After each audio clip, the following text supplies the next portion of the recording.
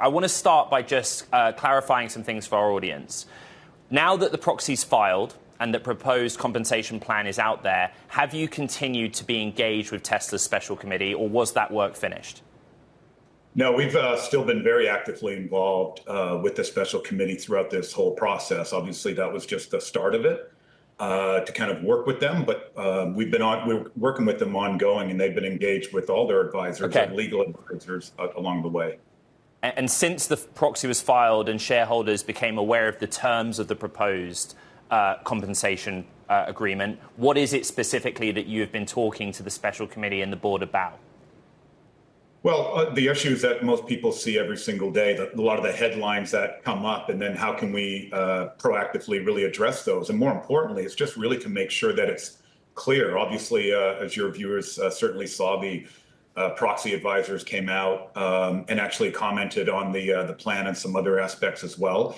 And then we just wanted to make sure that the shareholders, not the proxy advisors, were very fully informed about what the plan is and why this is different from what the ISS or Glass Lewis is really reviewing. So the biggest headline of this week is that Norway's sovereign wealth fund came out and voted no against the proposed pay package.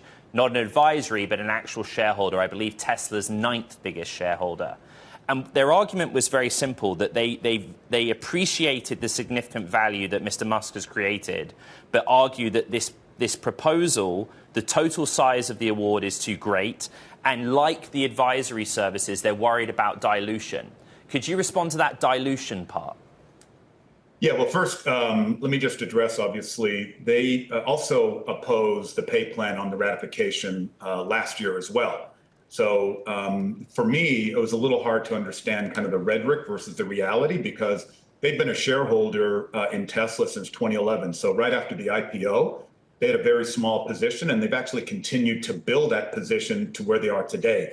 So although they may have some concerns, they've enjoyed the benefit of nearly a 40,000% increase in their share value during that particular time, and constantly adding to their position.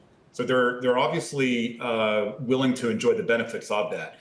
With respect to the dilution, it's been very clear about what the plan was. And I know we talked about this last time, Ed, which was when the special committee, Robin Denholm and Kathleen Wilson-Thompson, sat down with Elon to understand not only his vision for Master Plan 4, but obviously what he wanted to accomplish. And Elon has been very clear about this, and obviously the chair as well, which is he wanted to make sure he has enough voting influence, and that number was around 25%, that would matter for him.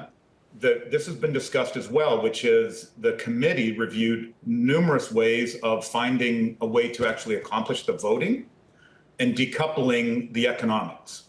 And unfortunately, under current exchange rules that we have today with either, NASDAQ, NYSE has the similar rules. You can't go and do a high vote or dual class listing once you've been listed on the exchange. Shane, we've also spoken to Tesla's board chair, Robin Denholm, subsequently since you're on the program, right? And there is an acknowledgement that there is a very real risk that if this is a no vote in the end, Elon Musk either leaves Tesla, or he pares back his activities in a different role, or he focuses more attention elsewhere. You are privy to these conversations. You've just told us that. What is the plan B? What is the, mitigation of Keyman risk in the event that you don't secure the votes? Yeah, and I know Robin has addressed this specifically with both you and Caroline as well.